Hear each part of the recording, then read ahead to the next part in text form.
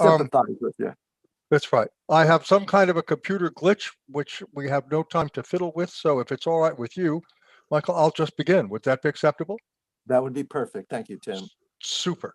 I certainly want to thank you and all of the people involved in inviting me to have a chance to talk with you. For me, economic development, and in specific, the ability to diversify a single industry environment is extraordinarily interesting. I'm still involved in those activities. And I'd really like to give you one guy's view of entrepreneurial enhancement. To explain my views, let me say that I've spent 45 years directly involved with business owners and the owners of technology, governmental and academic laboratories, scientists and engineers, cities, states, and nations, all involved in these issues. All of them were focused on ways to help expand and assist business startup and expansion. You have and will hear from a very large group of experts involved in various aspects of entrepreneurial business activity. Each speaker offers really useful advice. But I want to talk just for a minute about my general view. I think that the availability of capital, the availability and use of accounting systems are probably the two most important parts of entrepreneurial success. Thereafter, I'd say intellectual property and human resources capabilities are the third, and they're tied. I'd like to talk about intellectual property. Intellectual property, as we are discussing it, is the ownership rights to an idea that's in a fixed and tangible form, because you can't just protect an idea. It's a method of recognizing and enforcing ownership of the idea. It involves patents, copyrights, trademarks, and trade secrets, each of which covers a different form of protectable idea. Who does what? Well, remember that patents cover a useful thing. It could be a composition of matter or a process. It could be a new device or a new way to use a device. All these things are involved in the world of patents. But we also have to remember that we have another series of international regimes, copyrights, trademarks, and also trade secrets. Copyrights, remember, tend to cover a written expression or a visual expression of an idea, whereas trademarks or service marks cover a mark that identifies a particular product, or in another situation, a particular service and the source of that product or service. Whereas trade secrets cover secrets that a business holds. So in these situations, each of these different modalities of protecting an idea, support each other. They're a form of protection, a form of recognition of who created that idea or that patent, but each is a very complex statutory and regulatory scheme. They're very difficult to create, they're very difficult to operate, and they have been operating in the international marketplace now in a serious way for about 60 or 70 years. Intellectual property has a really significant value to businesses.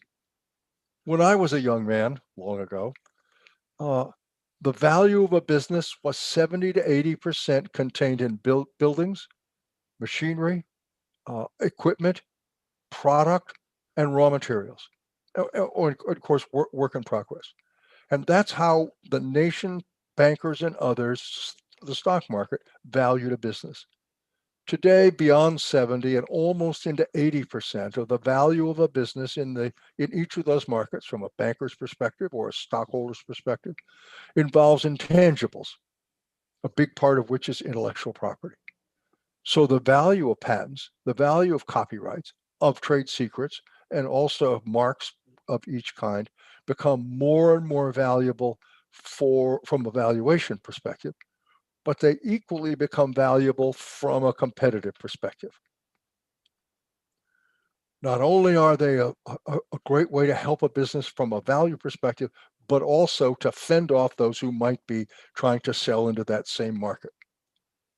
Intellectual property fits into an internationally recognized enforcement system, strengthens the competitive advantage for those who holds the intellectual property, and is a way to defend against others who don't hold that intellectual property. IP ownership is clearly recognized as a business discriminator. The problem, however, is it's very time-consuming and it's very expensive. Intellectual property protection requires a mastery of both local rules and international rules because they're all founded in national law, then international agreements that cover both law and regulation. So that combination becomes an important, if you will, sea in which all businesses swim. The Gulf Cooperating Council provides patent protection for Gulf states.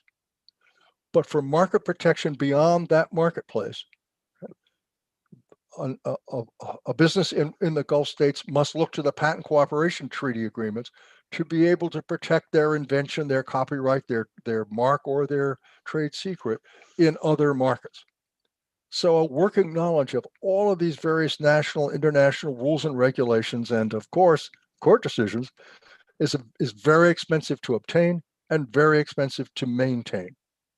It's usually a cost a new business cannot afford to bear. It's too busy using their funds for the purpose of starting, manufacturing, sales, all of those issues. So it's really hard for a new business or an expanding business to be able to use these tools to their advantage. Well, you'd ask, when does a business need intellectual property support? And let's start at the very beginning with a startup. As they're designing a product or a service, a business needs to understand from a competitive analysis perspective whether they're going to run right into another problem because intellectual property is held by another, whether they have freedom of operation because that patent exists, but it is no longer enforced because its term is run and now it's available to anybody. As a new business starts to develop a supply chain, it needs to look at where things can be made and where things cannot be made as they think about patent interference. From a branding perspective, copyrights and trademark issues need to be examined in advance so that once material has been written, branding information, including logos, etc., have been created, they never have to be disturbed because, of course, the work has been done in advance to determine that those marks, those words are available and protected by the business. Last, the business needs to look at problems of competitive protection. Am I going to run into somebody else's product? Is somebody going to run into mine? And I have to think about it. But of course, of giant interest is initial financing. Everybody, whether investors or bankers, really wants to know that the idea is not going to run into problems and is in fact protected. Those investors and bankers just hate risk. As a business prepares for expansion, it needs again to understand freedom of action for its product or service within a specific geographic area. And so that becomes a very important way to know where to expand, how to expand, what things need to be changed, if anything, in the product. The business also, as it thinks about expansion, can look at the availability of licensing for their patents, for their copyrights, for their marks. An interesting source of revenue and also an easier way sometimes to expand. And last, in order to avoid infringing products and competition, that intellectual property support is there to help them understand in which way to go. Preparations for an equity infusion, gracious. Intellectual property is critical. Or if you want to sell the business, it's also important from a valuation perspective. IP itself has an intrinsic value. Obviously, intellectual property is woven into the fabric of a successful business. It plays a role in all of the life of that business. But IP protection is long and it's expensive. It takes a long time and it's expensive. And as much as I believe strongly in intellectual property attorneys, paying an intellectual property attorney can drain the assets needed for both startup and for expansion. Governments could provide, either inside their own nation or, for example, in a cooperative agreement with the Gulf nations, to provide intellectual property by hiring a few very skilled people and then providing that capability to businesses within either the nation or in the entire area. Patents and copyrights, as well as trade and service marks, they're really expensive. Skilled people are expensive and hard to find. But if those capabilities were available at a small or no cost to starting businesses and expanding businesses, you would find a substantial ability to find business success and to increase the chances for business success. Look at just the slide above. And also preparing general defenses for all the companies within a country, particularly as you consider what patent owners have registered their patents in that particular nation. Because as we all know, if they're not registered, then of course there's an availability issue right there for all the businesses. IP use provides a competitive advantage for all the businesses in the world marketplace, shields nations from outside competition, and it's the principal problem we face in many areas is that a large successful company can very easily sue a small business, and that business has to spend its money responding, or it receives a default judgment, and that can just destroy the business on the spot. International interest in IP rights has created also interesting organizational tool for businesses starting. It's easy to find technology. It's a really interesting way to find partners.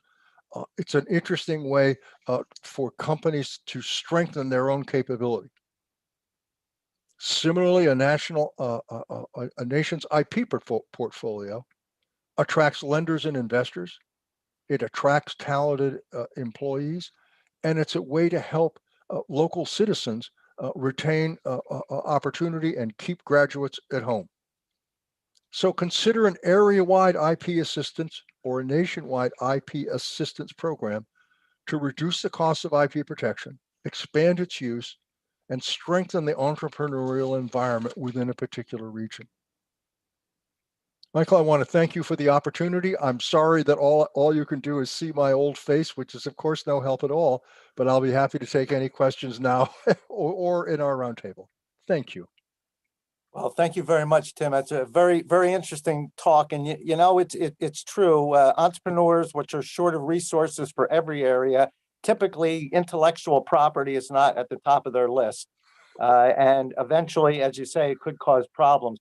Also, if the entrepreneur expands outside of the U.S., there are a number of fairly large countries that do not honor our intellectual property rights. And that has caused, I think, some problems too. So this conference and many others that I've been to about entrepreneurship and innovation, very little is mentioned in this area. But I think it's something that should be brought to everybody's attention. And it could spell the downfall for a successful entrepreneur at some point. If something was done that wasn't supposed to be done, or if somebody's copying and abusing your intellectual property, and you really don't know what to do about it. So I think you brought to the table here a very good topic, and I hope everybody comes away recognizing how important this intellectual property protection is to entrepreneurs. Thank you very much, Tim. And again, I wish you success in the future. And Thank you. Have fun in Washington. I know things are real strange there. Isn't that the truth? Take care. Thank you. Okay, let's move on to Manar Rabia, and I hope I pronounced that correctly.